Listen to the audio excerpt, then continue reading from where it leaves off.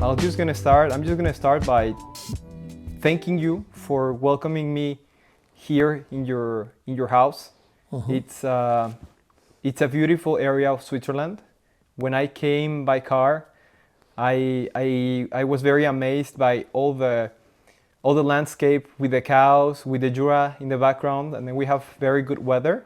And then when I got here, I saw this beautiful garden, and it's a beautiful house as well. From you mentioned earlier, 1850, if I or 1830 something, if I Around, yeah. remember, or something like that. And so yes, I want to thank you for having me here in your house, and for giving me some time to talk about your career, about your life, and about a lot of learnings that you can share with me and with whoever is watching this video. Thank you very much. Thank you. Feel welcome and feel, let us say, also challenged by this interview. You feel challenged by this interview? You Oh, should, yeah, or yeah. both of us would be challenged in a sense. Yeah, and I think that if there's a challenge, it means that it is making us grow, which is the objective of the interview or of this conversation, that both of us grow. I think I know that you're gonna share more about your learning, about your life, than I will about mine. I will share about mine if I can share about it a bit, but. But yeah, I'm very excited to do this interview because you have a very interesting career in the diplomatic world, but you also like a lot of different things, like art, for example. I know that you like painting. I know that you like gardening, and I know that you like plants a lot.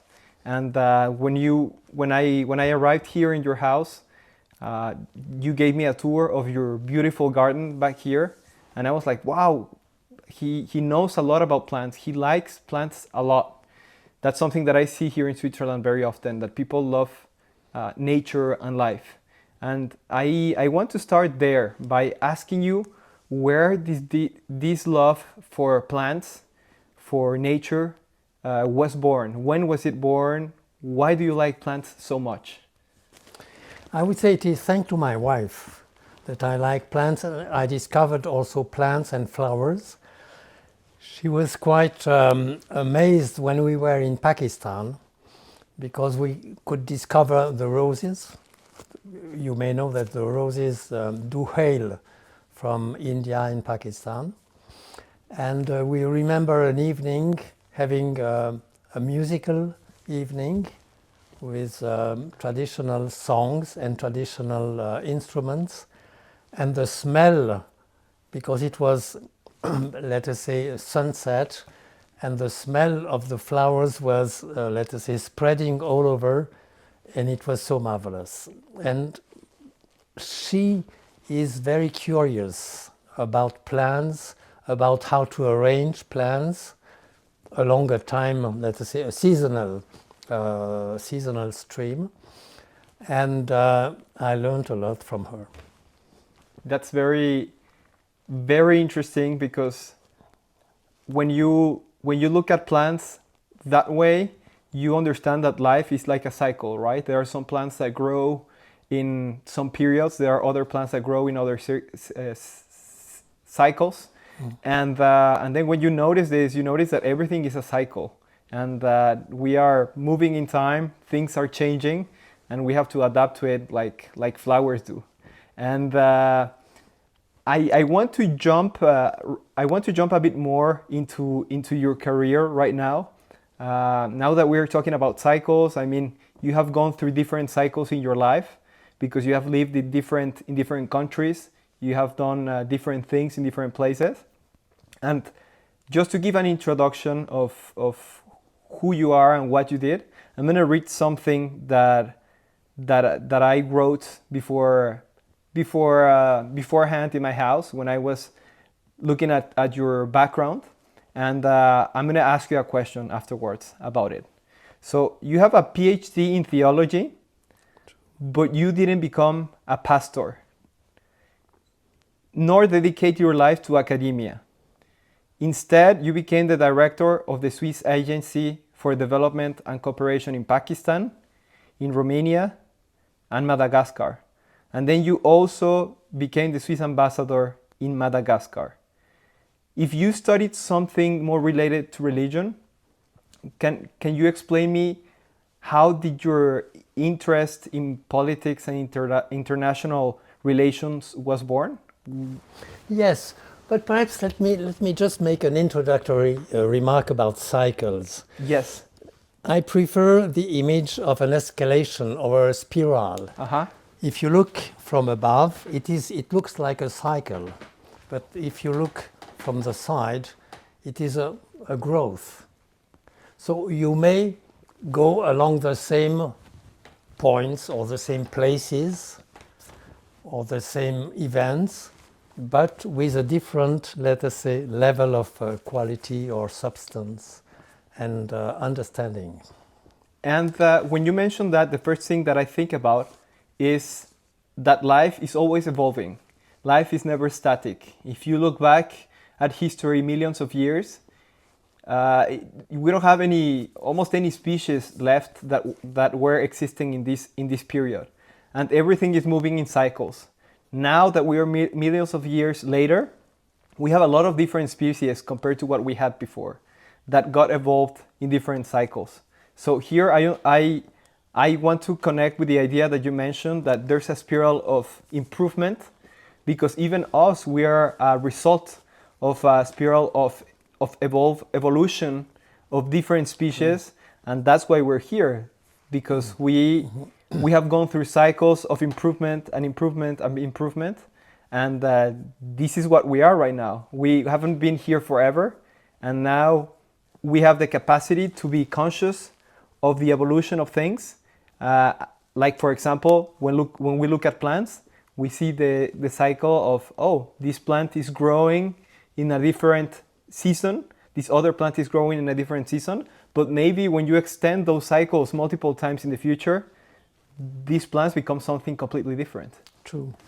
This is true. And in a sense, coming back to your question about how I, let us say, introduced myself, or how I was introduced actually into political, let us say, reality, international relations. Basically, after my PhD, I was teaching in an African university, but then my, let us say, project of making a research about history of Christianity in Africa, who were the messengers, because people feel missionaries have been the main messengers, and I discovered through the students then a lot of merchants, women, travelers or seasonal workers were the ones who were the messengers.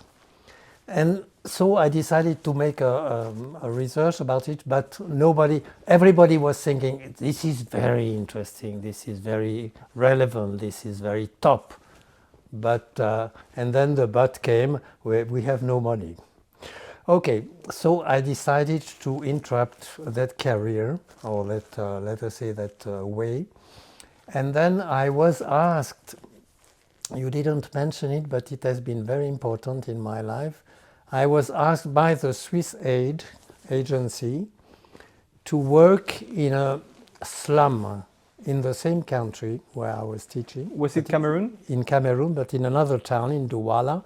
And then I was working 5 years with population of a slum with 100,000 people living like in favelas in Latin America.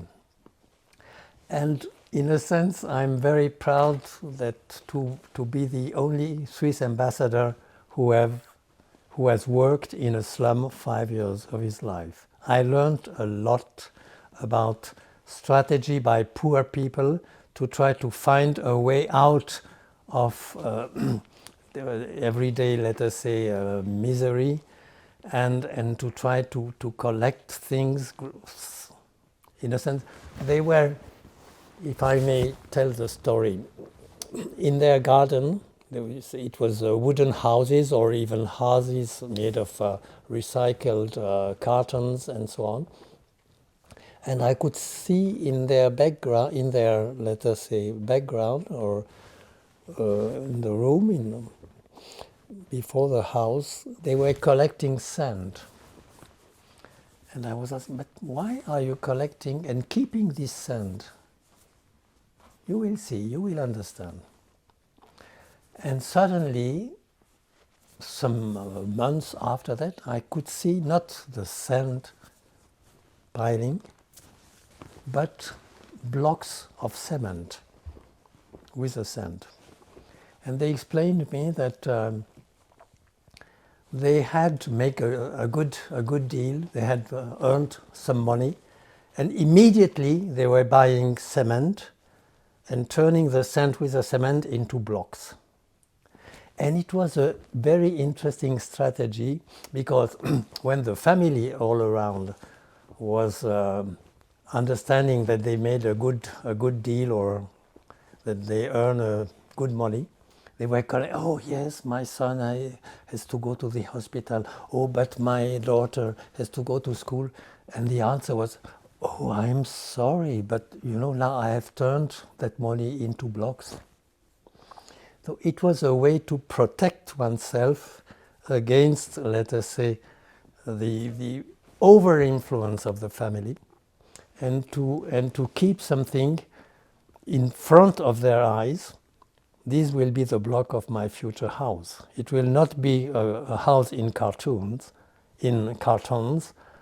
or wood, or let us say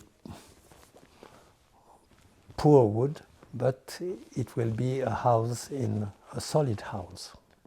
And they had their hope in front of them in the backyard. And I was admirative, in a sense. It's an investment. It was an investment, right? Yes. It's a way to invest. It was an investment, and it was a protection against, let us say, the greed of the family. Mm-hmm. In Africa, the family has very big importance, but in some cases it is also, let us say, eroding some projects, some ambitions, and I have seen some people starting a very positive and very, let us say, promising enterprise, small enterprise, and then they had to give so much money to the family, then they were bankrupted. That's very interesting. How to find a good balance between the two? Yeah, it's not easy. I have a friend from. He was born in France, but his family is originally from Congo, and unfortunately, his dad passed away last year, not long ago, and they had a car, a house, they had some assets in Congo, and unfortunately, when his dad passed away, a lot of the family members stole many of the things that they had when they heard that he passed away. And I couldn't believe it. I was like, how is that possible? I mean, you're going through a very difficult moment. They know it, yet they use that moment to take something for them. And he explained to me that unfortunately people there in Congo are so poor that they take action and get whatever they can. If it's the car, they take the car because they want to sell it and they want to eat. And that made me realize that there's like a big difference in the universe that we're living here, in this case in Switzerland, compared to whatever is happening there in that region of the world. And normally, well, not normally, but very often, I find ways to complain about, oh, I'm missing this, I'm missing that, this is not perfect. But I have to remind myself that I am very privileged to be able to live in a country like this one where everything's perfect. And perhaps the word stealing is not the most convenient. It's maybe taking a share or keeping a memory of the deceased. But it is true, there is an element of greed. Of greed, yeah. Now, let us say, to go further, after that, I let us say, I was considered by the Swiss aid agency as a solid person, a reliable person, and I was working at the headquarters on urban issues and urban policies, mainly for, let us say, second-sized towns in Africa and Latin America and Asia. And then I was posted in Pakistan. But in a sense, I had never a career plan. I was just making myself ready to seize opportunities Okay. or to refuse opportunities, but to seize opportunities that were offered to me. And this is how I was, let us say, progressing further. Okay, interesting. I would like to, now that you're mentioning that, I would like to go a bit to the past of your life to see how you got there, and then I would like to take on Pakistan and move to the future. But first, I want to ask you, where in Switzerland are you from, originally from? Basically, let us say, you may know that in Switzerland we have a proper, let us say, village or a proper town we are member of. This is indicated in our passport. So I'm from the Jura, the new canton, the last born canton of Switzerland. People with a lot of, let us say, creativity, but also a poor region, but a lot of creativity and a capacity to resist, strong resilience. My father was a medical doctor, and he married my mother, who was coming from Fribourg, and after having 4 kids, my father was, let us say, in a sense, killed in an army accident. And he was the only doctor on the spot, could not heal himself. And after 5 minutes, his blood was completely out. In the army, you said? In the army. Was it in the war or? No, it was after. It was in 48. It was during this usual, let us say, training of practice. Practicing, let us say, the job of military. And he was a captain, and he was, let us say, in a sense, killed by a strong event or with some responsibility. But my mother, decided to move to Lausanne. And then, because of school opportunities, and also she didn't want to play the role of the let us say, eternal widow. Everybody was also crying in front of her, oh my dear, and so on. So she decided to restart a new cycle, as you said. And so I've been in Lausanne for my schools, and after I moved to Geneva, and I made my PhD in Geneva. Why did you study theology, and why in Geneva? So basically, I was let us say, mostly interested in philosophy, and I decided to make a PhD on a very, let us say, concrete basis, and to avoid perhaps my let us say, leaning towards high sky. Philosophical, abstract philosophy, and so I worked on a commentary by John Calvin, on the major texts in that century.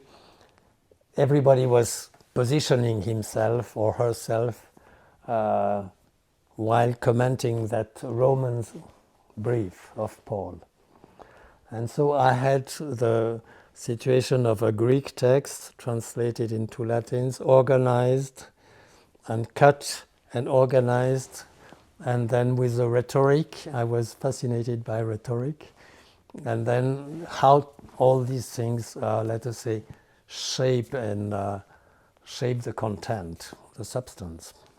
So you went to study theology over there because you've liked philosophy and rhetoric since before you started your studies at university? Yes, Is that correct? yes. And what got you interested in those fields? Why did you like those fields? So basically, I was always, let us say, questioning people who are talking about God as if they were sitting at God's place, and it seemed to me so surprising, and that let us say easiness to talk, and I was on the other way saying, but first, can we say something? You may know that there is a part of theology that is called apophantic. That means we cannot say anything about God. And another one who can say, but it is very, let us say, let us look at ourselves and trying to see how life can let us say, get some more substance and more authenticity. And that's what you were curious. You were asking yourself a lot of questions about God when you were young. True. Was your family very religious? Yes, traditionally religious. Yes. Okay. Yeah. I know that a lot of people here in Switzerland study theology and end up going to different fields. That's not the case. At least I don't know of anyone that studied theology and didn't become a priest or anything like that. Here is something very interesting, and that's something that I wanted to ask you about.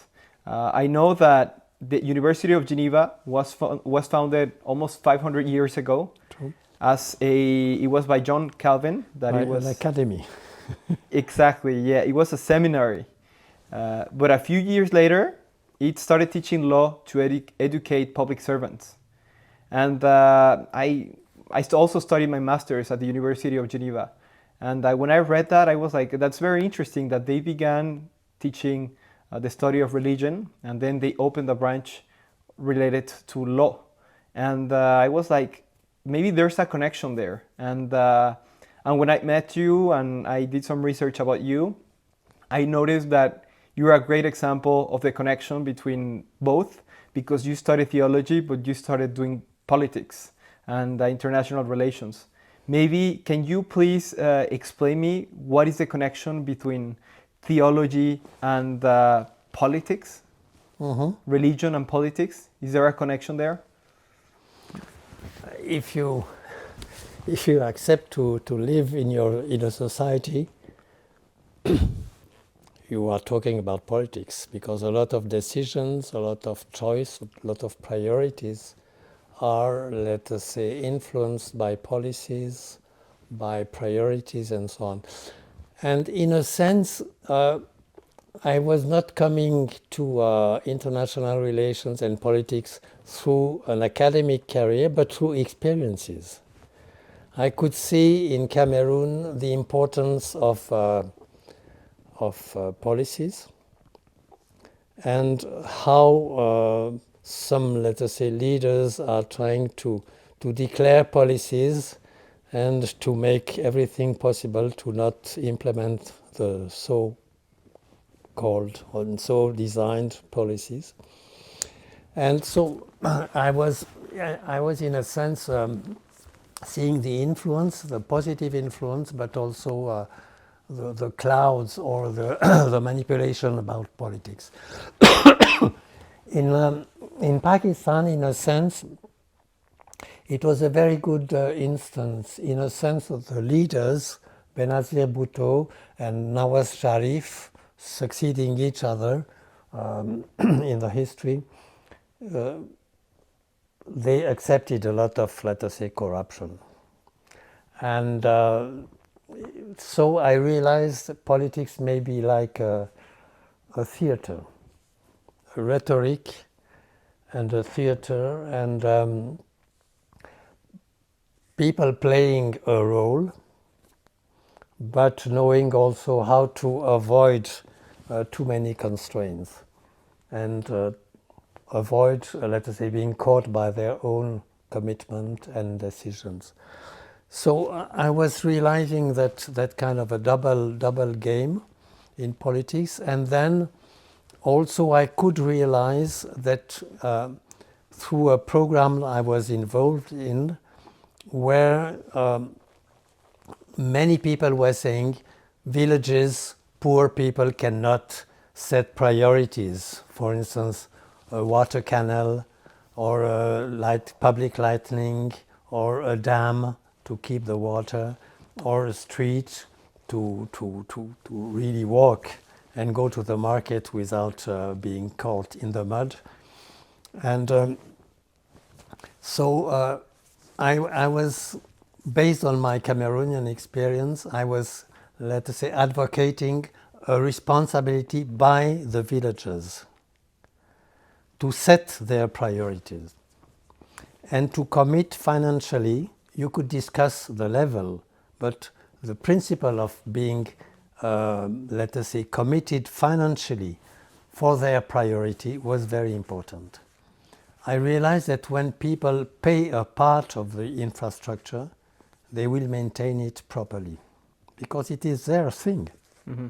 If it is just given, offered, and so on, this belongs to the leaders, or this belongs to the foreigners, and so on. As soon as they have the say about what is the most important priority, discussed collectively, and then when they commit also to pay part of it, they will maintain it. And the government people were saying, but these people are too poor, they cannot, and so on.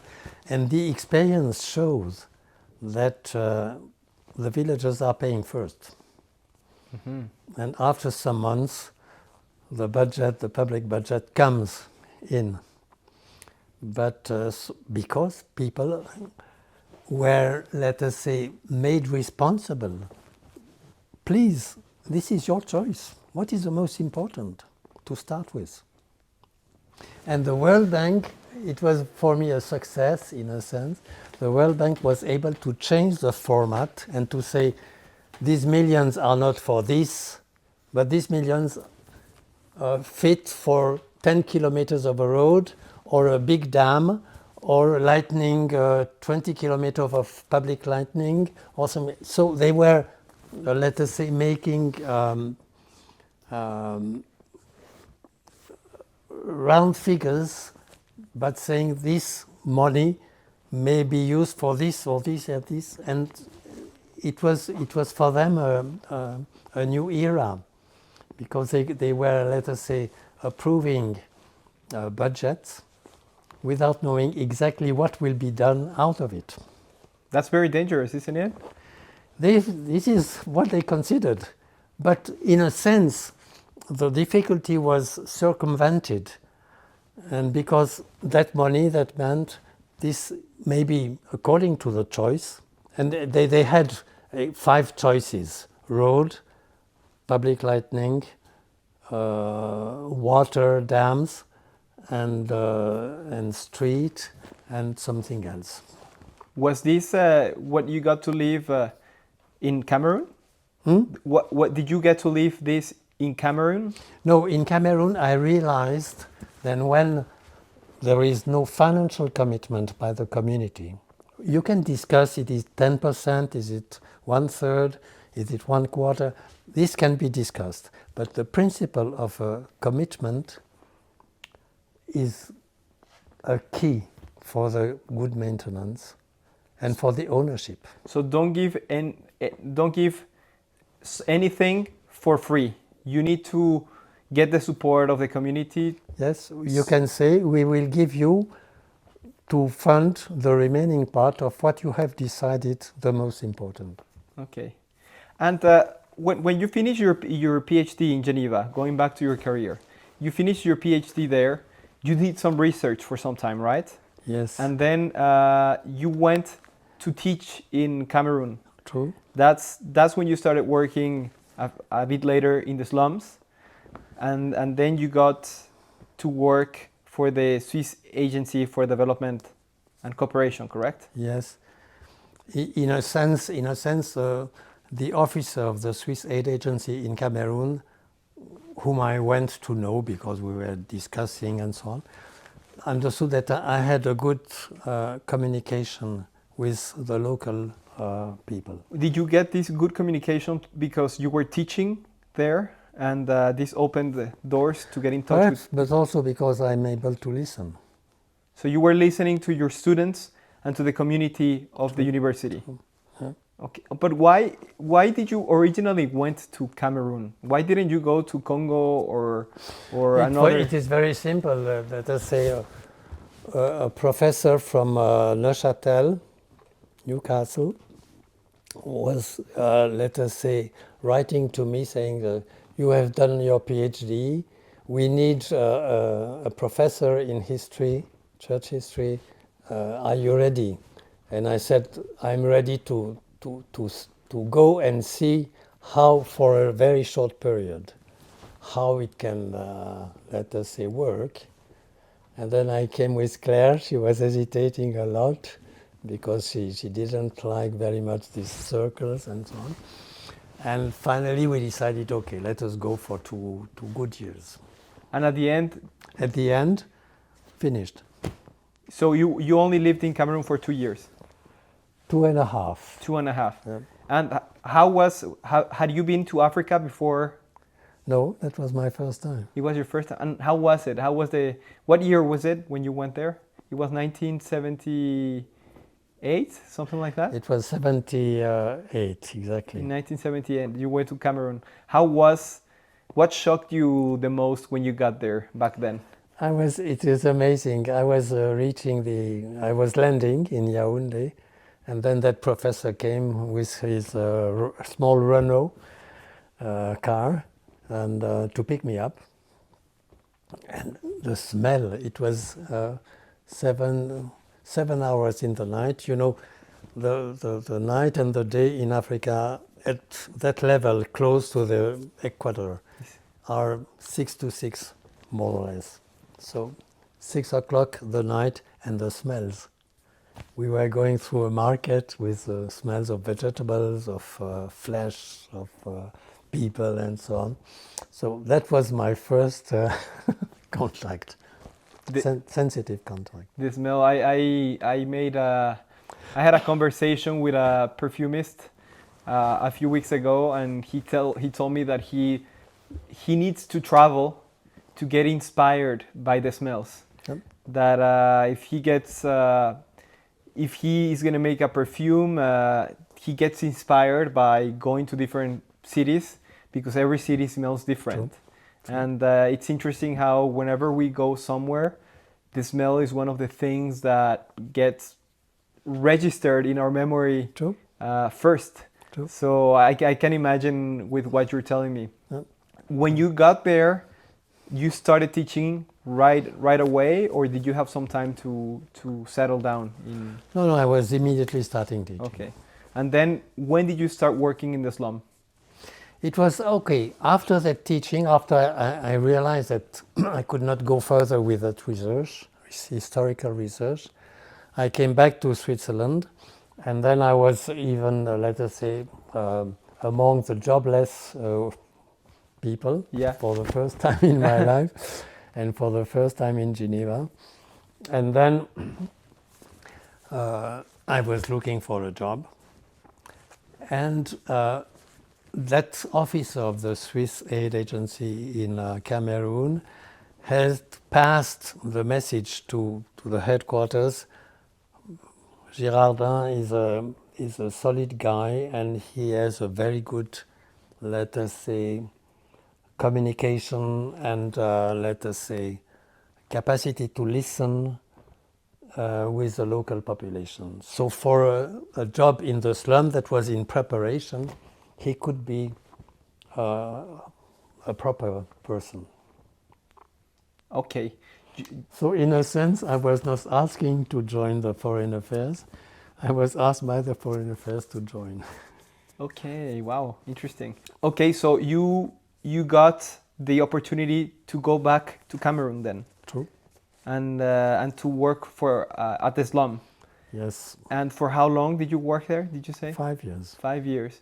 Was it difficult at the beginning to work? Because I've been to the Ivory Coast, and I mean I've seen slums in Mexico as well, but I was a bit impressed by the I don't know how to describe it, but I was a bit impressed by the slums in Africa. And Ivory Coast, I know that it's a rich country in Western Africa. I don't know how shocking it was to you to get into the slums and work there. Being from Switzerland, from a country where the quality of life is very high, was it shocking to get there and say, okay, now I have to work here for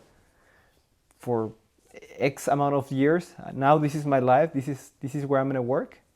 Okay, first of all, I was a member of a team. Yeah. I had a Cameroonian boss. I was not the boss. I had a Cameroonian boss who was extremely talented, smart, and decided. And I had, as part of my job, all the land property issues, which are very, let us say, tricky in Africa, and also, let us say, working with the population. The population was quite well organized in committees, in neighborhoods, and sorry. No problem. And so it was a matter to coordinate that organization and to pass information and so on. So I was a member of a very, let us say, consistent team, and I had a team of 4 person I was responsible of, and I learned a lot from them. But Also how to manage. For instance, when I was, they had a job to do. I was, let's say, asking how many days do you need to do that job? And they were saying, okay, 4 days. And I said, I give you 5. And that has worked marvelously. okay, so you understood how the culture worked and you adapted the way you talk to them. Because in Switzerland, you would, if they tell you 4 days, normally they would have taken only 4 days, right? Or say 3. Yeah, you could do that as They well. would say, okay, you say 4, I give you 3. So you understood how it worked and you were able to adapt. But that's the practical side, the operational side. The personal side, the emotional side, was it difficult for you to work there all the time in a place that is so different from Switzerland? So basically, I was not working in the I was not living in the slum. Yeah, but you have to go there sometimes, right? Yes, no, every day Every I was. We had our office in the town itself, and I would say 3-4 times a week I was really working in the slum. Okay, I understand. And I guess that's shocking, right? To see how people live there and compare it to how people live here. True, but on the other side, you could see. I was following the small streams, the small rivers, and I was saying, but it is amazing. It is slaloming here and here and here and here. And why is it usually the water goes more or less straight, or a little bit slaloming a little bit, but not so much? And they were saying, yes, but this guy here, you know, that circle here is so big because he has got some earth, some soil, some sand, some earth from a working place, and brought it here and pushed the river So to have a larger garden. So I thought, okay, so that means the struggle between poor and rich starts already here. yes, I mean, that means that you learned a lot. You saw a different perspective on life. True, while you and were I there. learned a lot also because they had a kind of a, that was very interesting. They had a kind of a system, a saving system, a collective one. They had, for instance, we were 12. Each month we put some money, let's say 10,000. Like an insurance. When it is your turn, you get 12,000. And if I need money very much this year, this month, I can buy you my turn, and I give you 100 more or 1,000 more, and so on. So it was very interesting. It was a saving scheme, but with a lot of, let us say, market economy elements. Yes, yes. And they were able to do many things, to build a small, let us say, social center, or to co-fund, to share the investment of a social center, for instance, and so on. Thanks to that savings, and for them, if they wanted to buy a frigo, a refrigerator, they were buying things through the scheme, this collective scheme. Interesting. And then I was trying to ask, let us say, official bank specialized in land titling, properties, housing, and so on. Would you be able to join with your bank and that system? Wow, very interesting. They were very interested, but they thought, yes, but my boss feels it is too risky. And amazingly, it has worked quite well in Bangladesh with the present president of Bangladesh, and who was, let us say, setting up that scheme of collective saving. And but the bank was not ready to join.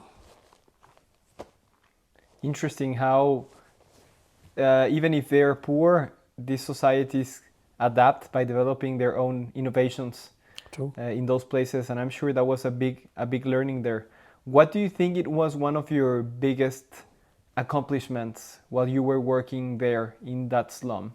What was one of the most interesting projects or more impactful projects that you were able to get to from the beginning to the end that changed how the society over there worked? I would say perhaps a little bit, I was more or less disappointed first to understand that corruption was behind the land titling issue.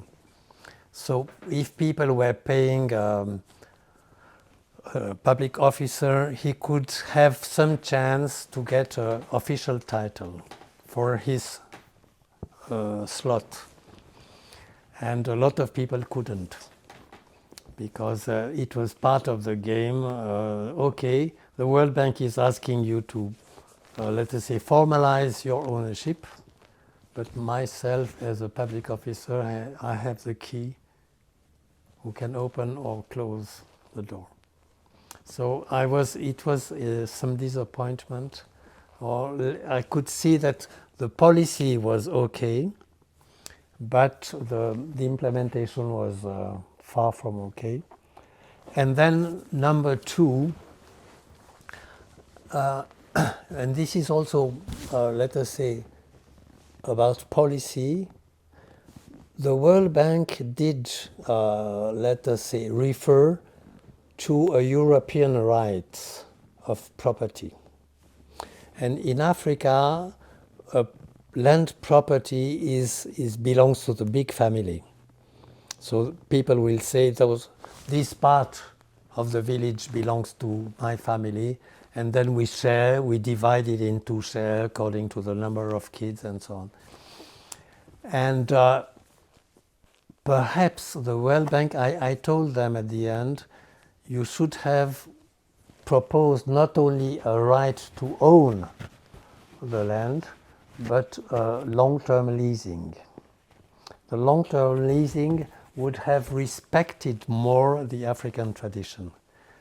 Because in the African tradition, it is to own a land is out of your understanding of the world. You do not own the land owns you, finish. And you cannot own land and sell land. It is not possible. You could have a leasing, then you sell the leasing rights, but the leasing would have respected more, let us say, the local culture that we do not own land. Were you able to? So, and then you see very clearly, let us say, the importance of a sound policy that is respecting local traditions and moving also a little bit forward to an urban life, more modern and urban life. And were you able to implement that?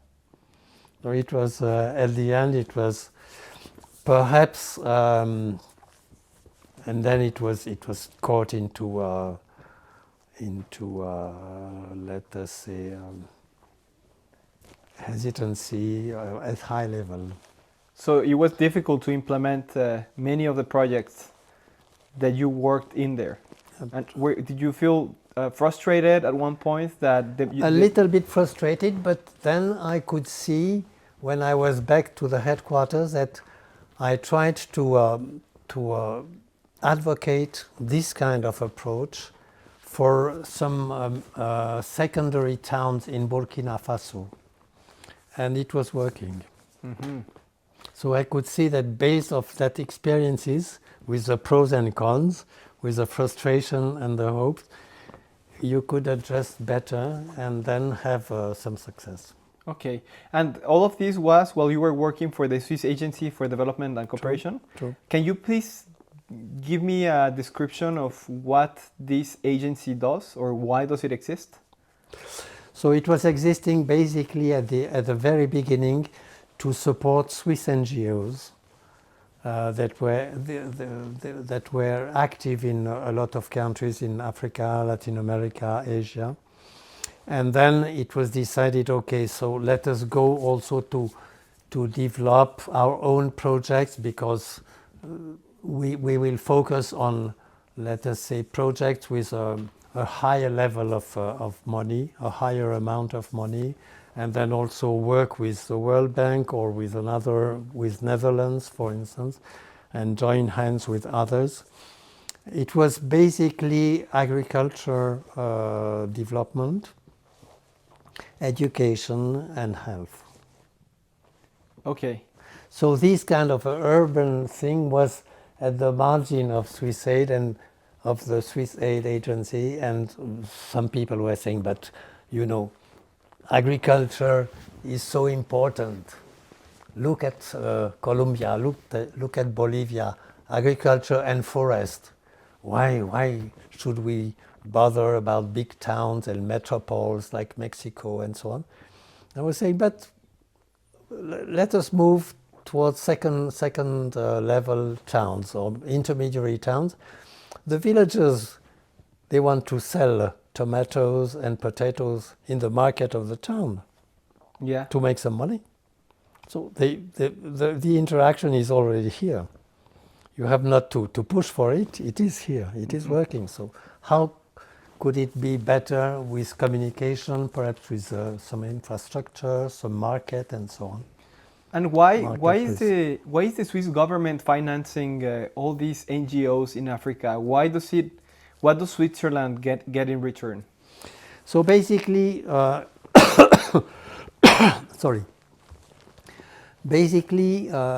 first they were, let us say, realizing that these NGOs were close to population. So they were not caught in a diplomatic circle, but close to population, to the need, to the hopes also of that population. And so it was, let us say, to double their own investment. These NGOs had their own, let us say, contributors, and the government was, let us say, doubling or tripling it. And then you had also some multilateral, let us say, problems, or multilateral projects, programs, and with the UN system. And in return, it is basically a good image, having a good image, and having also access. When you are working well in a country, people, okay, we know the France is doing that to try to keep the political elite in place, and the Swiss are working for let us say, rural economy, with a lot of, let us say, positive inputs. So So it helps to, let us say, to improve the image, but also the relations. And in some cases, the economy, the Swiss economy, can also take benefit of good relations in a given country. so it's indirect, the benefit that Switzerland gets, because it's more a let's say that the image that Switzerland projects, that it helps other countries, but in reality it doesn't necessarily get any financial returns. Financial returns, no, but let us say goodwill, and in a sense also, and then I come to ethics, about the sense that justice matters also. So you may be, Switzerland is a rich country today, but it was a very poor country in the 16th century, one of the poorest in Europe. And this is why young people were enrolled as mercenaries in European armies, because there was no jobs in the mountains. So I would say justice is also important. The sense that the economy has developed. We have been on the poor side. We are now on the other side. But let us not forget that when we were on the poor side, we were expecting some, let us say, good hands and goodwill. I understand that. And I want to ask you, how much does it actually help, all this financial help, and sending people to countries like Cameroon to transform those slums? How real is the impact that is happening there? So basically you have to, sometimes you cannot just, let us say, look at one single project. It is a process. Sometimes you make a first project and it is a failure, and then you learn out of the experiences done, and the second one or the third one is more, let us say, fitting with the possibilities and so on. And in some cases you can see that areas have developed a lot and have, let us say, having access to the market, to schools, to education and so on. Yeah, I'm asking this because I recently heard what Trump is doing, removing funding to US aid, because I've heard a lot of stories. I don't know how many stories are true, how many stories are exaggerated by the media, but I heard that there's a lot of money that is being sent to these countries in Africa, and many of these projects are not actually having an impact in the country, where they not having. They are not having. Many of them are not having. But if it is normal not to have an impact because it's part of a process, some of them have an impact, some of them don't have an impact, how can you reduce the waste that is being sent to these countries, and how to identify the projects that are actually going to have an impact? Because I think there's a side in which I agree that, yeah, maybe some of these projects are going to work, some of these projects are not going to work, but maybe some of them are part of the process and some others are not adding any value at all. So it seems like a difficult process to identify the process or the projects that are going to have a positive impact in there. Yes, true. Right? True. I think every aid agency has to monitor itself and to assess the waste and the non-waste, because it's a constant, let us say, process. It is a bureaucracy also, and some people are keeping projects to keep a job, and whereas this project is making nonsense, but their job is making sense, of course. And so you have to review and you have to keep an eye on efficacy and effectiveness. I would say that one of the markers of a good project is the resilience, the ownership, capacitación, the ownership, and the resilience of the people and the capacity of the community to have a say on what is done. Now, about Trump, what is a disaster is that in many countries, for instance, South Africa, the U.S. programs have been, let us say, helping a lot of HIV sick people, and now they have no drugs anymore. So this is when you start a project, you should commit also not for a century, but at least for perhaps 20 years. And this interruption is very a disaster for many countries. And then you have the AGOA system. AGOA system was a facility by the US to get import from those countries, Madagascar, South Africa, Mali, and so on, to get import in US tax-free. And it was helping a lot the export economy of these countries. Now, some of those countries need to have export, but they should also take into consideration that not to have too many exports and keep something for them also. But also this is a policy issue. Yes, I understand. Okay, so going back to your career, you were in Cameroon working for this agency that helps countries abroad from Switzerland to improve the image of Switzerland mainly, but it's also by helping other countries. To also to show what can work and what are the conditions for things to be an example, to be implemented properly, to test things that could work, improving other countries, to be an example in the global stage. Yeah. And then when you were there, you moved to Pakistan, right? For another project. Yes, I was spending 4 years in Bern at the headquarters to try to design a policy for let us say secondary towns. Okay. And then I had the opportunity to apply for Pakistan, and I spent 5 years also in Pakistan. How was your experience in Pakistan?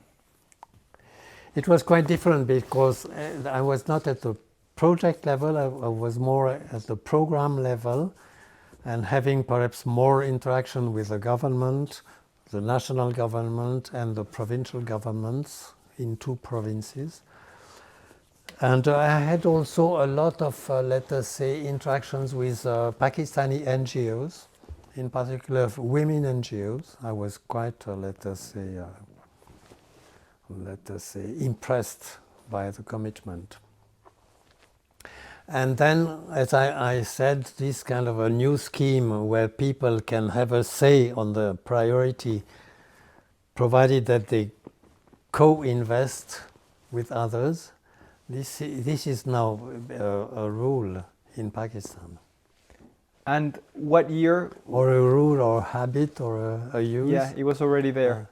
And it was transformed. I was transformed to that. Okay. During these times. Okay, interesting. And in what year did you move to Pakistan? It was 92, 97. 92, 97. Huh? When did things started to change in Pakistan? Because I know that right now, right now that there's a conflict with India, things are not looking great over there. I also heard a lot about corruption scandals over there as well. There was there was a flood not long ago over there as well. They have a lot of problems, right? Sure. Was there a moment where everything changed, or was it already like that when you went there? No, we had no big floods like this one of last year, or second last year. And so we had floods, but not so big. One of the problem was let's say the camp made for Afghani refugees. You had millions of Afghani refugees in Peshawar. And Why were there refugees? What happened in Afghanistan? because it was Pakistan, Afghanistan was under the Soviet rule. So a lot of people decided to move away. Okay. And it was later when the Americans arrived over there. Yes, right? at that time the American embassy was bombed, and then the Egyptian embassy was bombed, but the Swiss embassy was shocked by the bombs close by, but still without having too many injuries. And how can I put it? You had a lot of, let us say, yes, corruption at high level, and then you had a good, let us say, civil service was quite solid, and political parties were very corrupted, including Benazir Bhutto. She was a star in the West because of her style, but her husband was the most corrupted person. And so I cannot, what was, let us say, clear at that time was the importance of the army over the politics, over the politicians. So the army was, let us say, setting the rules or the priorities, and then in particular the intelligence services. Why were they investing so much in the army and in the intelligence services? Because they feared to be let us say, attacked by India. Uh-huh. So you know, every country, the military on each side are interested to get big budget because they feel our labor is not so nice, so friendly. So, and of course, if you compare Pakistan and India, Pakistan should give much more money in proportion for having an army that is more or less comparable with the Indian one. Yeah, they don't have the. So it's a lost battle. Yeah, I understand. But they got nuclear weapons, right? True. And that means that they don't need to have a very strong army now because.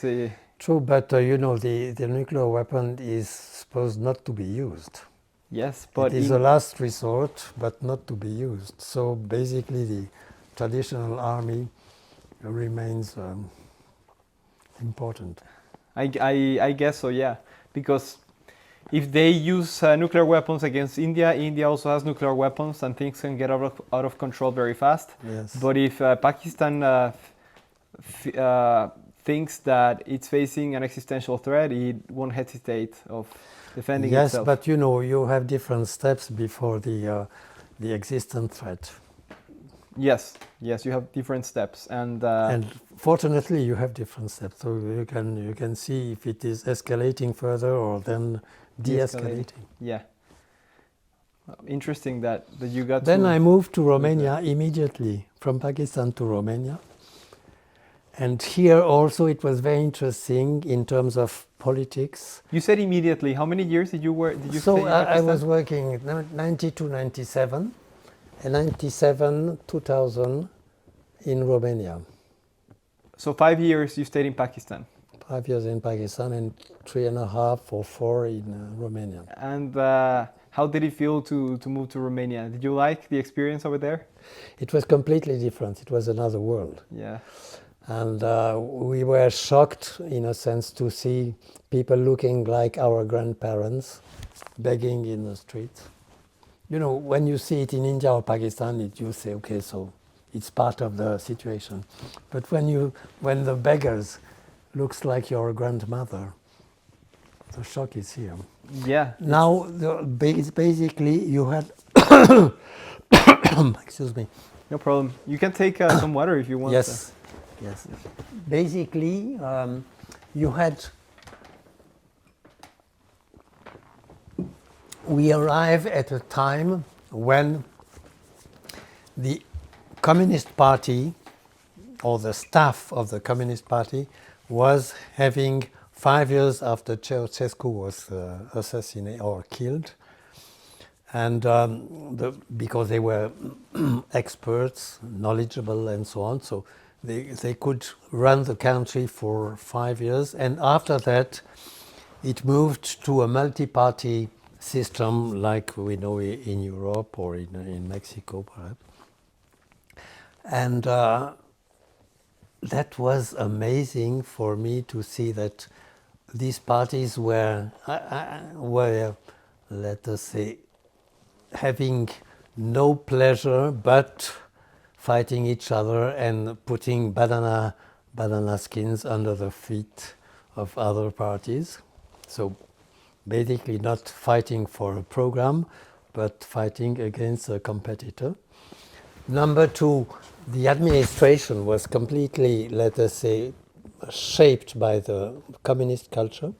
No risk, no mistakes. It required me 2 good years to persuade my own Romanian staff, because I was let's say, gathering a Romanian staff, to persuade them that I was trusting them more if they confessed a mistake, but then if they would hiding any mistake. So it was a cultural 2 good shock. years. Huh? It was a big cultural shock. It was a cultural shock, yes. You didn't see this behavior in Cameroon or in Pakistan? Did you see this behavior in Cameroon or Pakistan? No, because it was really, let us say, the shift between a communist culture and a more, let us say, European culture, political culture, I mean, was very clear in Romania.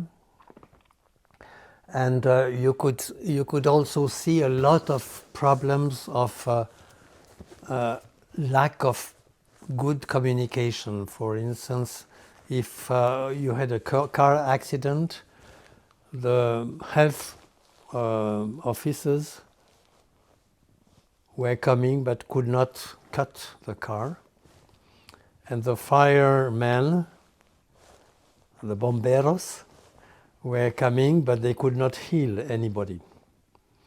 And before you would propose, please make a joint team, it took 2 good years, just because it was a part of a tradition, privileges and big bosses having their privileges and so on.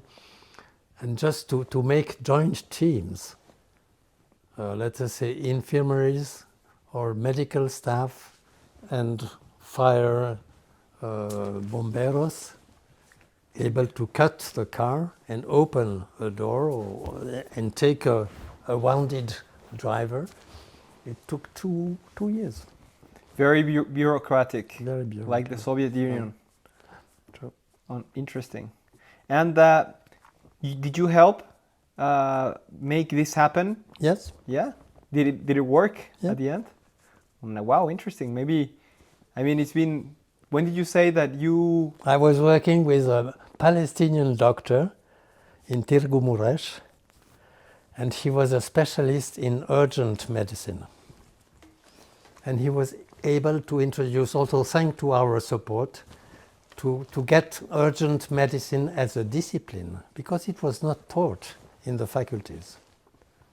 Wow. So you could come to a hospital with a problem in your head, and you found a psychiatrist ready to take you. Interesting. One would have thought that Romania was more developed than Palestine in that aspect, but if a Palestine doctor taught the Romanians how to do it. I do not know why this Palestinian doctor left Palestine, but yeah. he was quite open. He was quite open to reality. Okay. And how did you jump from Romania how did you jump from being the director of the Swiss Agency for Development in Romania to become the director in Madagascar, but also the ambassador of Switzerland in Madagascar? So in Romania, I was, let us say, I had 2 masters, development cooperation, but also economic support from another ministry in Switzerland. So I had 2 masters. And, but it was quite interesting. One is more market-oriented, and the first one is more, let us say, institutional development and so on. And then I was working 4 years in Bern, in headquarters, to try to develop a strategical assessment or an assessment of the strategical choices of Switzerland in the field of cooperation, development cooperation. And I was trying to set up a scheme that is still working, or that was working at a certain point in time. And then I was informed that the job of ambassador in Madagascar, along with the boss of development agency, was open, and then I applied and I was chosen. Oh wow, interesting that you, as you said before, you were looking for the opportunities and you saw the opportunity there and you took it. Was it difficult to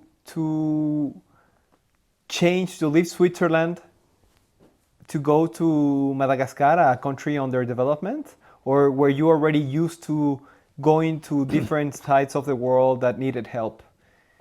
Was it? So basically, once you start giving listening a first priority, observing and not judging so much and not giving lectures to people. So this is the first, let us say, openings. And then I was in that, I could spend 2 weeks in Madagascar with Swiss ambassador to South Africa. And so he was also introducing me a little bit in the circles and so on, giving me some hints. And it was running well. Okay. But I had also, I could play on this double cap. Ambassador, I was dealing with ministers, with the World Bank teams and so on. And as head of the development programs supported by Switzerland, I could visit farmers, villages. I could see a lot of what works, what doesn't work. And I was able, in many cases, I was able to bring field experience to the policy meeting. Okay. And what is the role of an ambassador, of a Swiss ambassador in Madagascar? I mean, you're representing the country, but what are the main challenges that a Swiss ambassador faces in that position in Madagascar? True. So you as an ambassador, you are the boss of the consular. Consular is dealing with visas for Malagasy, or and also, let us say, keeping some link with a Swiss citizen working in Madagascar. And you have to explain Swiss policies. In some cases, you have, when there are, let us say, choices of selection in UN agencies. In some cases, we were asking Malagasy, please support a Swiss candidate. And in other cases, can we support a Malagasy candidate? So all these things. And then, let us say, because of my 2 caps, I could, let us say, influence policies in, let us say, decentralization issues. And I could also support the efforts made by Justice Minister. She was extremely, let us say, committed to diminish corruption. And I was working with her very closely. And I learned a lot also. And also I was, at a certain point in time, we had a big argument between Madagascar and Switzerland about money let us say, gained by a former minister of the former regime, and it was corrupted money, and the money was transferred to London, then Paris, then Geneva, and the, let us say, public attorney, federal attorney of Switzerland was, let us say, asking to freeze that money because it was corrupt money. So we had a lot of, let us say, exchange about how to return the money. And at the end, it could not be returned because the Malagasy judges were saying the way how it was earned, because the Swiss attorney was identifying the way how the money was earned. They were saying it is not against our law because our law is too imprecise, too vague. So we cannot say it is against. And immediately our public attorney said, okay, I have to defreeze that money. And the president of Madagascar was upset, saying, our big friend is a traitor. And so I had to manage this kind of attention. How did you manage that? So I was declared not persona non grata, but I was declared no minister could welcome me. So I was visiting some ministers before the office hours, 7 o'clock in the morning, or I was using the receptions to try to pass messages and so on. But it was 1 year of difficulty. And the president was not, I explained in the newspapers why it was taken, why the Swiss had to take that decision, because the Malagasy were not, let us say, demonstrating the irregularity of that money. And so he was upset, and he declared Switzerland is no friend anymore and so on. So he didn't want to lose his face. I asked him, please, make some openings. Please, I want to visit you. No. During 1 year. And the first time when I was visiting him, this is when I was making my farewell. And okay, my successor had more chance. So because it could be a way to turn the page. Yeah. So at the end, you didn't. It was you the problem, not the real. It was you the one that he didn't want to see, but in reality, the problem was further than you. You just had to go, and somebody else had to come. Yes. So at the end. So with that kind of thing, it was a way to say, okay, let us start on a new footing. Okay, interesting. Well, I guess it's part of the. It's part of the frustration that you can manage. Yeah, as a diplomat. Yeah. And now that you said that this, it was the old president of Madagascar that stole that money. No, it was a minister of the former president. It was a minister that stole the money. Yes. And okay, and he transferred the money to London, then to Paris, and to Switzerland.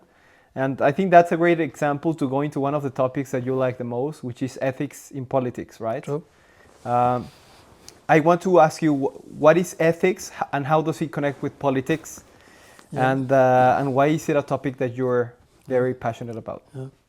So basically you have understood now that through many experiences that I made, I realized, not theoretically, but in the field, in the let us say, very concrete experiences, I realized that a minimum of ethics would have saved a lot of regimes. So this was my first way.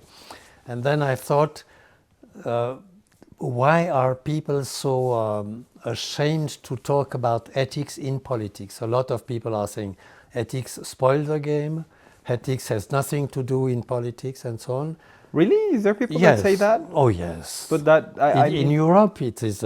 I was discussing when I came back from because Madagascar was my last posting after I retired, And I ask a lot of, let us say, politicians in Switzerland and say, no, keep ethics for personal things, personal responsibility, but not in politics. No, it's very, and you can read in France, a lot of people say, ethics spoils the game, spoil the political game.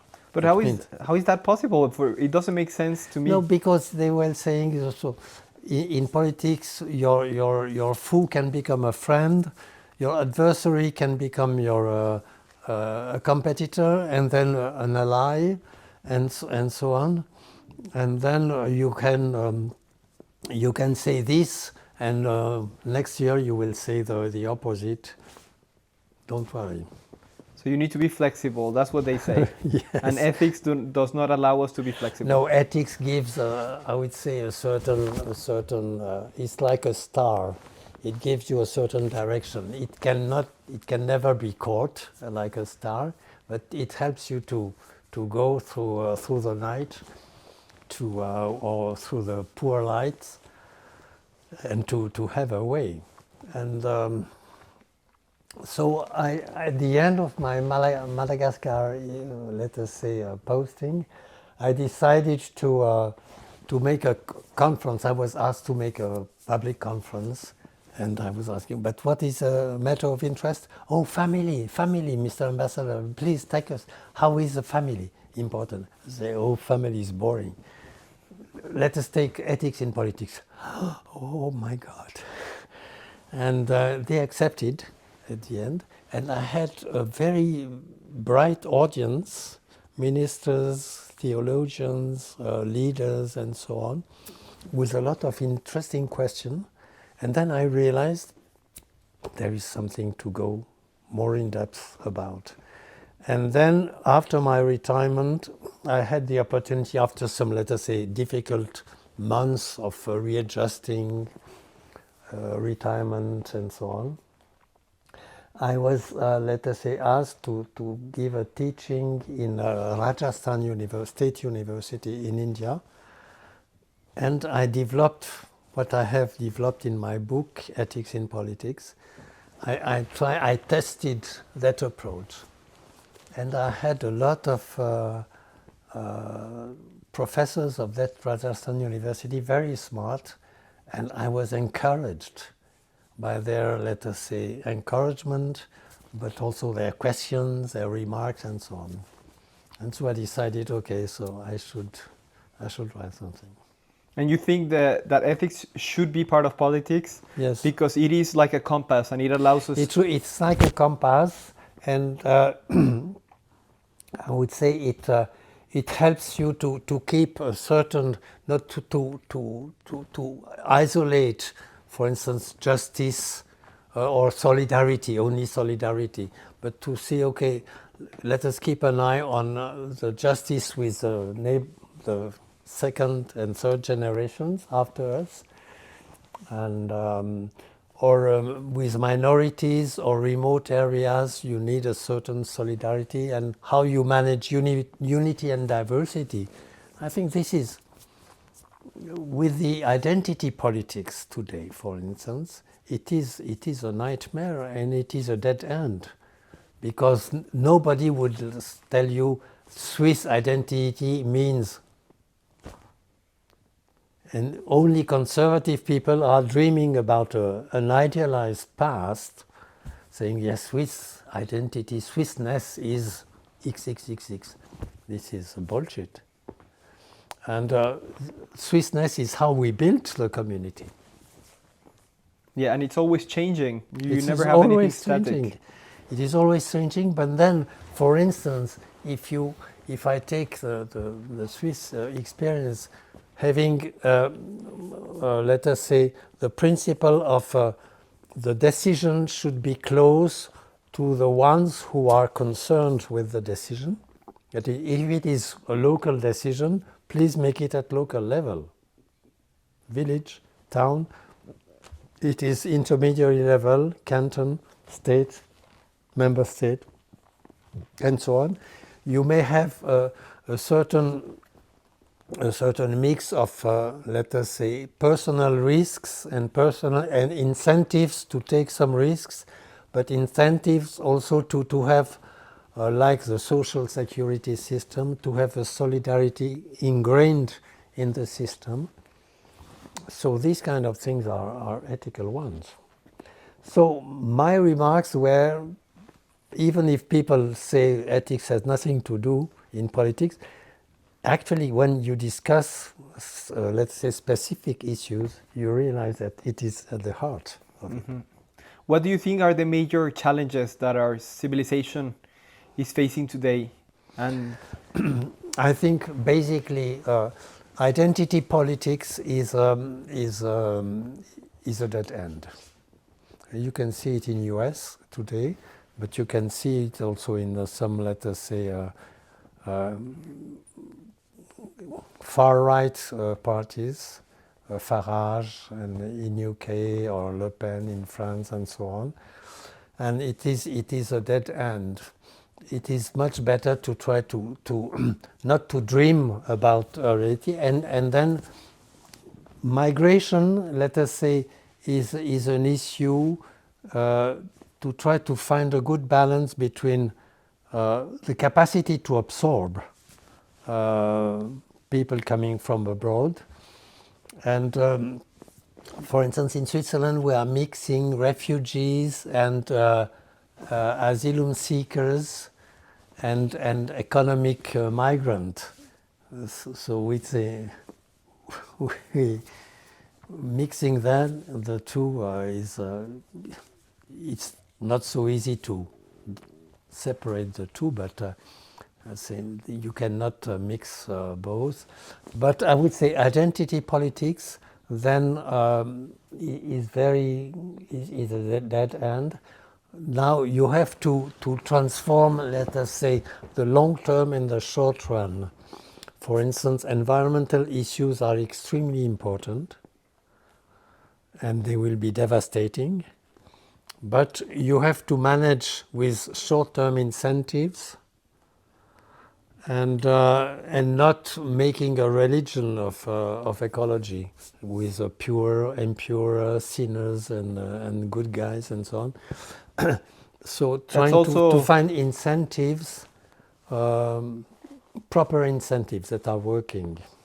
When you make climate change a religion, you're also going into identity politics as well, right? Yes, I'm just saying that for some people in the ecological groups or circles, you have the impression that it is working like a religion. And I think it's a little bit short. The issue is very important, but you have to think more in terms of economical incentives that are consistent with ecological requirements. Mm-hmm. So you think that there's a lot of migration going on because of climate change, and it will come, and it's already here. I think it's already happening. And you think that with identity politics, we are excluding a lot of people that are arriving as immigrants. Yes, we are. Let us say identity politics make a dream of Swissness, for instance, and nobody is able to tell you what it means, and exactly. But we have to construct a society based on certain, let us say, good lessons and certain openings also. I feel, for instance, that Switzerland is working because after the religious war in the 19th century, the Protestant majority was able to give to the losers. They were the winners of that war. And they were able to give to the losers, the Catholic small states, small cantons, a sort of acknowledgement of minority rights. And this is how a second chamber was introduced. You have the parliament, where every canton is represented at the proportion of its population. And then you have a second chamber where every canton, be it small or big, rich or poor, has two representatives. And this is a way to balance, to avoid that majority becomes tyrannic. Now, of course, some people are saying today that you have a minority blocking the process, which is also a big certain issue. So, but let us say to avoid dictatorial majority is important in a society. Yeah, yeah. It's very, very important. I think Switzerland is able to manage it pretty well because it's a democracy that works very, very good. And I think that when you talk about identity politics, what I think is that there are some politicians that are talking to a very specific sector of the population that feels identified with the country. But when you have an issue related to climate change where a lot of people are coming from different parts of the world, you are excluding this part of the population, right? And you can't stop the immigration from coming because it's a phenomenon that is going to continue to happen and is going to increase and increase.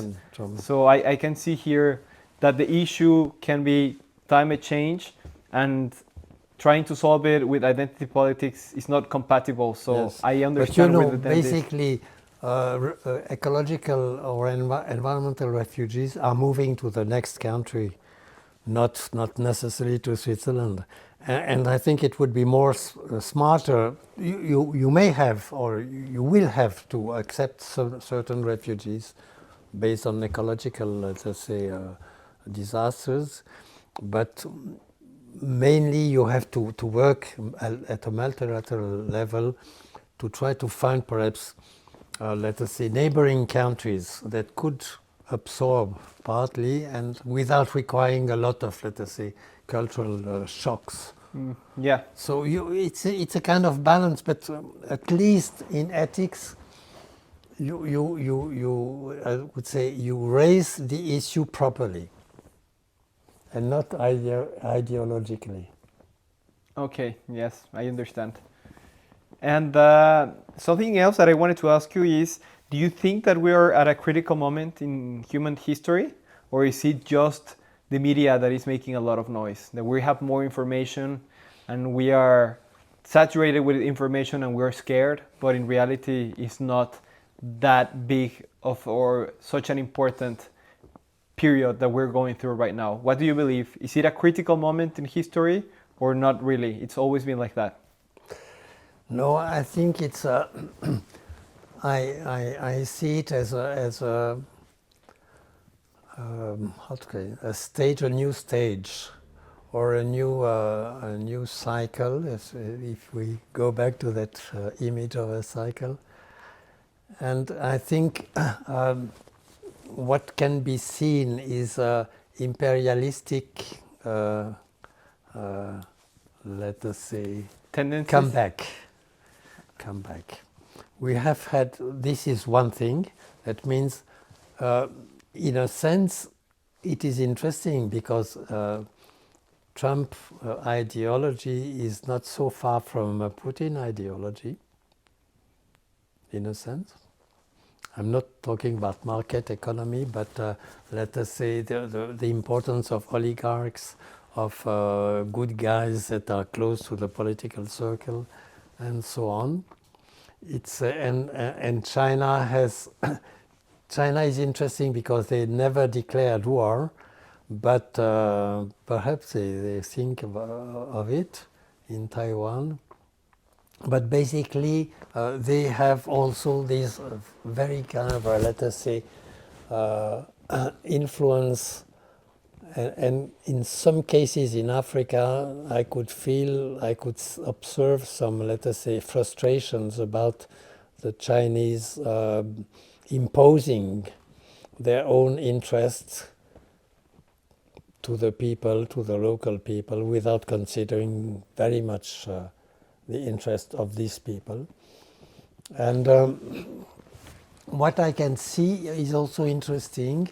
It is, let us say, It is a new centers or regional, let us say, alliances, setups for Asia. For instance, you can see it in Asia, Philippines, Indonesia, Malaysia, Thailand, and so on, trying to find common understanding of some issues. So you have the coming up of a regional level. Before that, we had national level and multilateral, and then you have regional levels. Latin America may be also a good instance of it. And what I like very much, many people are talking about this kind of decline of the West and so on.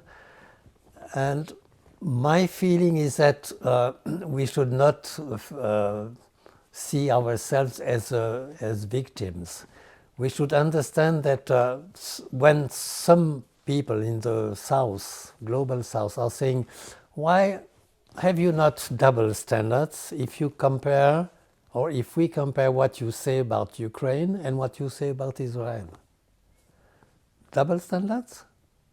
You should be consistent and treat everybody the same way. And I think this is I take it seriously as a remark of let us say an ethical remark in a sense. Of course, then you can say to southern countries, but you yourselves are not practicing double standards as well. But then if you accept the critics, then you can also return the critics, but you should accept it first. Mm-hmm. And this is this kind of of new ways. Some people are saying human rights is a Western invention, or European or Western invention. I say to my students, the formulation is a Western one. But tell me of a country where impunity is a must, is celebrated as a big thing. Impunity. Or privileges. Your kids can go to the school because you are rich, and my kids cannot go to the school because I'm not close to the political circles and wealthy circles and so on. Is it okay? Or if your kids are raping somebody of my community, the judge will say, it's not very, it should not be punished because you are wealthy. And if the case is on my side, you will be punished because you are poor. Tell me a country where people accept it. So basically, human rights and equity are common, universal, but the formulation, the legal formulation, is coming from the Western tradition, there is no doubt. Although there was an Indian expert who wrote or who co-wrote the Human Rights Declaration, but basically he was taught in UK and so on.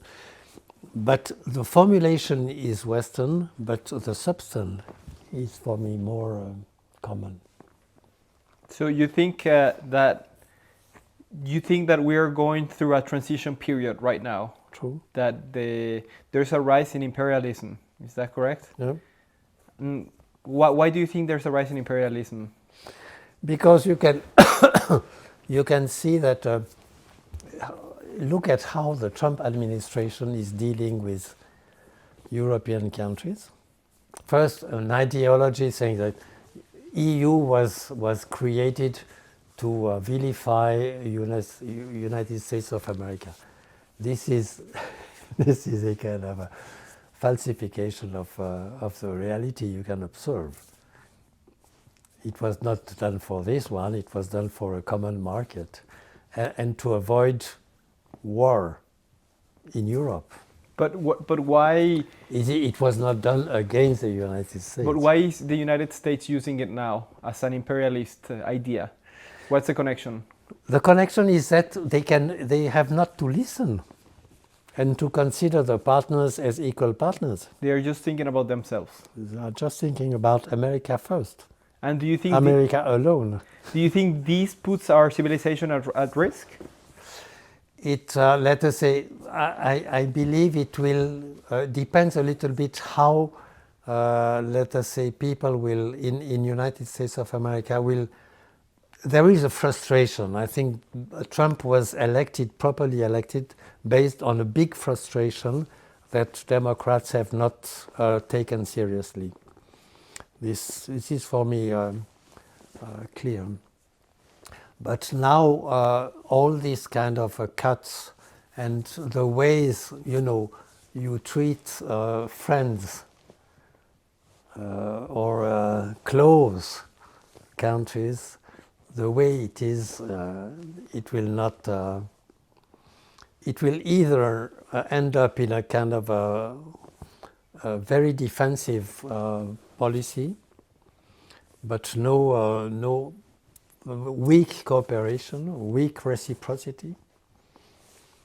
And but I do not see the, let us say, the American attitudes based on reciprocity. Yeah, and you think it's dangerous that they are not being reciprocal, they are not trying to negotiate or anything, that they're just deciding what they want to do. Yes, on trying to impose, yeah. And if there is a big resistance, and they will change it a bit. And but so you actually think that it's dangerous to have a partner like the U.S. acting like that? It is, I would say, what is dangerous is not to have a partner like US, because you have, but it is the mix of your partners. Let us say, that means perhaps rely less on United States and perhaps more on Brazil or southeastern Asian countries and so on. So having a kind of a more balanced cluster of partners. Okay, I understand. Yeah, the world is changing, but you say that there's a rise in imperialism, and you think it's one of the biggest challenges right now. True. Do you think that we're actually facing like an existential threat in this point in history? Do you think human civilization could be extinct because of climate change or a nuclear war, with all the things, all the issues that are going on? Nuclear war for sure, but do you think it's possible anytime soon? I don't think so. You don't think so? I don't think so. I think people are aware of the big risks. So it would be a desperate strategy. And so it is already dead, in a sense, or the death is already, let us say, claiming its right through your despair, in a sense. But imperialistic and the difficulty to have a reciprocity does not mean that you accept each and everything, but then you can consider the interest of the others and make your own interest also clear, and then find a way to have a compromise. But if you just say you are done to victimize myself, you have been set up for that one, I don't see the advantage of such a stand. Well, these decisions are being taken by politicians, and they make those decisions. They are the ones acting like this. But what can we do as individuals to change that? Just vote for people that have a different mentality, that want to negotiate, to talk with partners. Or what else can we do as individuals to improve the way things are going right now? So basically, excuse me, as individuals you can do very little, but you can develop alliances. For instance, my point is to develop alliances between, it was the case for corruption, fighting against corruption. You need a platform where you have business people talking about business and seeing corruption may be a short gain in business, but it is a long-term loss for business.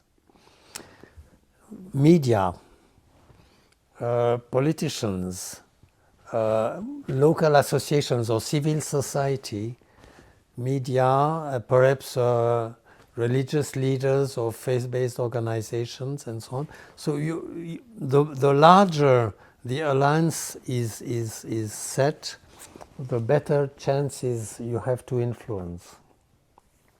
And then, of course, individually you can pay for Transparency International, which I do, and but this is a personal, let us say, commitment. To support organizations that promote transparency and True. reduce corruption. So don't be corrupt and support anti-corruption. You think it's one of the best things that we can do? Yes, at individual level, but then you have to develop, let us say, multi-stakeholders alliances. I was also in my reflections about water ethics.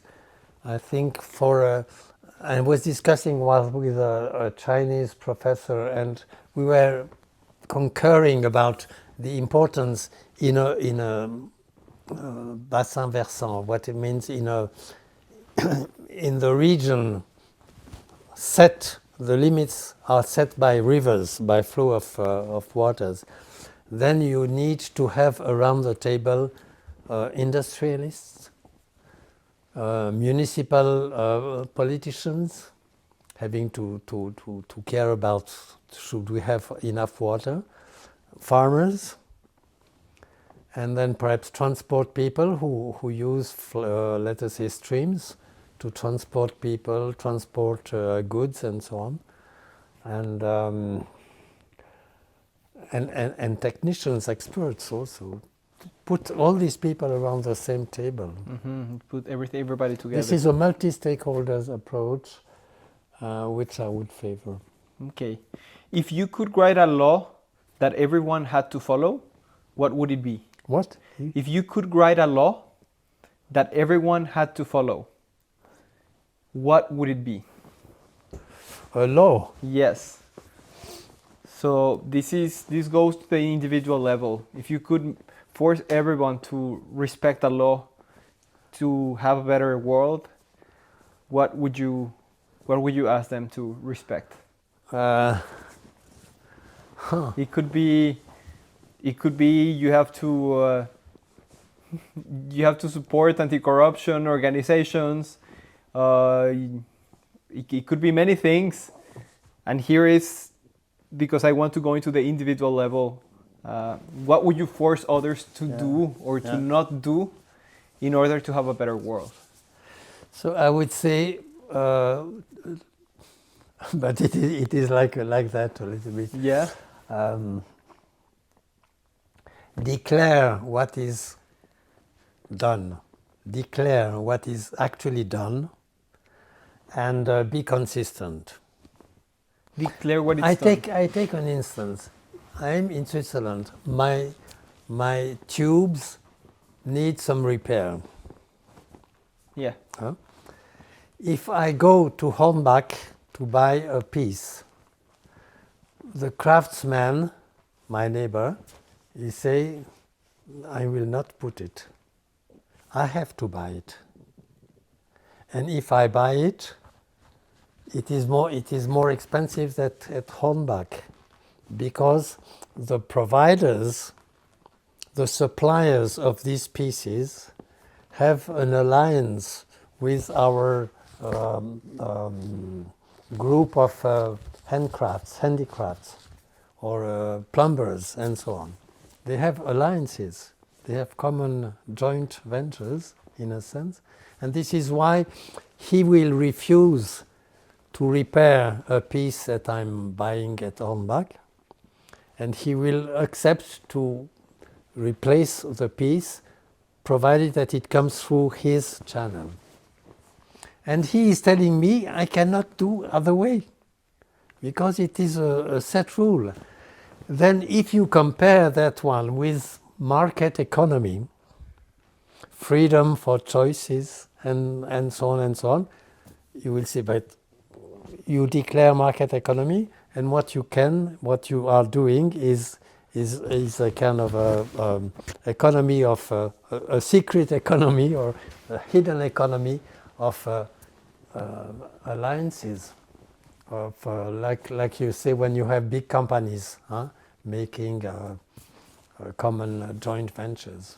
And when you said, so you are not consistent. yeah, So you should first declare things how they are working. If you look at health costs in Switzerland, it is hard to understand why the insurance is, let us say, making primes higher in the French-speaking part of Switzerland rather than in the German-speaking part. There is no ground for it. Perhaps in Geneva people are going more often to the doctor than in Appenzell. Okay. But gradually, Zurich, Basel, and so, there is no big difference. Why is it? Is it because of a prejudice that French-speaking Swiss are a little bit not so strong with themselves, or not supporting pains and so on? It is just ideology. and when you say declare what you do, in my case, for example, as a citizen here, what do you mean? What do I have to declare? How do I declare something, what I do? I know how to be consistent with between what I say and what I do, but how? I don't understand the declare what you do. Of course, let us say if we talk about fiscal, let us say rights and fiscal requirements, then to follow the Declare my law. income? You mean? For instance, I do not know exactly how is it with you, or what is the title of your enterprise, but I think you are not the only one to do what you are doing, and there is more or less, perhaps not. This is true that for certain independent jobs, the fiscal, let us say, framework is not specific enough. But you can discuss it with experts. But when you say declare, is declare my income in this case, and be consistent between what I declare and what I do. Correct? Well, yes. Okay, I understand. So one last question that I wanted to ask you is more philosophical. Do you think that life has a purpose? I would. I'm always a little bit, let us say, puzzled with that. First, you can say, okay, because life has a purpose, may mean there is some place where some decision is taken about your life, or about the direction, or about and so on. I'm in a sense more pragmatic, perhaps, and less ideological. The point is how to make your life, or to, let us say, I would say, first accept your life as a gift, as a present. That means it is not your property. You can discover, you can be surprised, you can be open to new things, and so treating life, carpe diem means you have to seize the possibilities of today. I would rather say you have to, or you may be, or you may have better to accept as a surprise what is coming to you, and then to see how you can turn it, instead of being or victimizing yourself, how you can turn, let us say, problems into opportunities. And but also generosity for me is very important.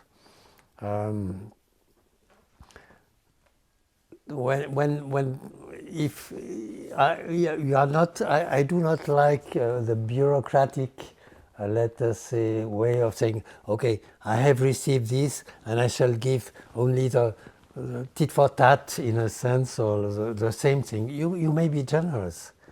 And it's paying off actually, but you cannot control it. But if you are generous, sometimes you will have a present, receive a present.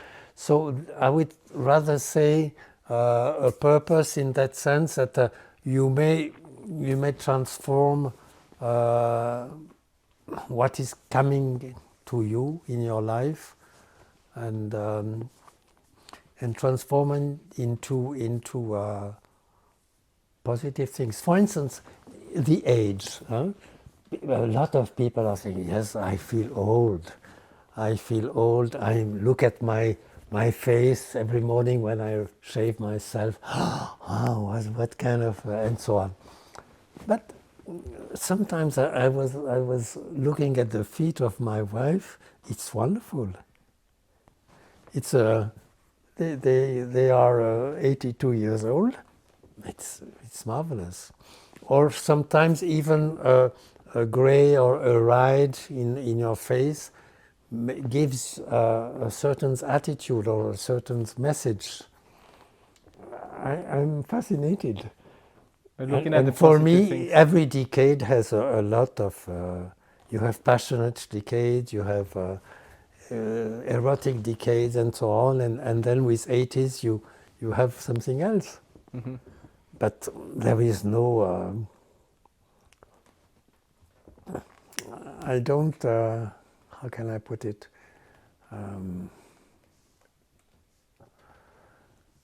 Every year has something to teach you, and you can transform also in sometimes difficulties into new things. Okay, I if this is a purpose, yes. I think it's a very, very deep and positive philosophy, because you are saying that whatever comes at us is not our decision. We can't control it. What we can control is how we interpret whatever comes at us. True, exactly. And it's better to interpret it and take something positive out of it. True. Than to victimize ourselves and see everything as negative. Yeah. I like what you say. The interpretation is within our reach. Events are not necessarily within our reach. But the way you turn, you interpret, and you understand, and perhaps you see also the possibilities hidden behind the hard things and so on. Yeah. So the story that we build about the world is the purpose of life for you. Building a positive story regardless of what comes. Yeah, true. And listening a lot also. We were not talking about my job after the retirement when I was running a university in Rwanda. Yes. But listening has been the key to the success of these 5 years. And now this university is one of the best of Rwanda. When I was called by former students, which I taught in Cameroon, they asking me, Benoit, please come because it's so shaky. And after 5 years, it is one of among the top 7. And do you think that the secret to that success was listening? Listening has been very important, and negotiating. Clearly negotiating. Not in secret, but saying, so how should we do? How do you feel about this? Let's say asking ideas, dreams to come up, and then checking the reality. Is it feasible? What are the risks, and so on. And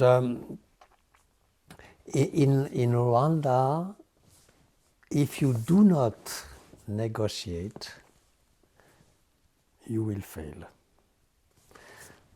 You could at least have a ritual of negotiation, so make it as if you could negotiate although you have already decided. This is tolerated in the culture. Ritual of negotiation, but the best is to actually negotiate. So how can we find a way to face that problems, that challenges, and so on? What do you feel about this? And you have a good idea, but the risk, how do you consider the possible risks and so on? Having that brainstorming before any decision is a key to success. Interesting. Yeah, I think this is a very important topic, because I think that learning to listen is a skill that takes time to learn, and there's people that never learn it. True. But if you learn to listen, then what you said before, you are interpreting what comes in a different way, and then you can react in a different way as well, and have an impact, a positive impact in whatever is around you, to improve the life of the people around you. So thank you very much for sharing all of these learnings, sharing your career, your adventures in different parts of the world, doing different things. It was very interesting. And also thank you very much for sharing your philosophy about the purpose of life. It was a pleasure. It has been a pleasure, and a strong hour. Yes. Hours. Yes, 2 hours. We got 2 hours at the end. It went by so fast. Thank you very much. You're welcome. Thank you for listening. If you like the conversation, please click subscribe and leave us a comment.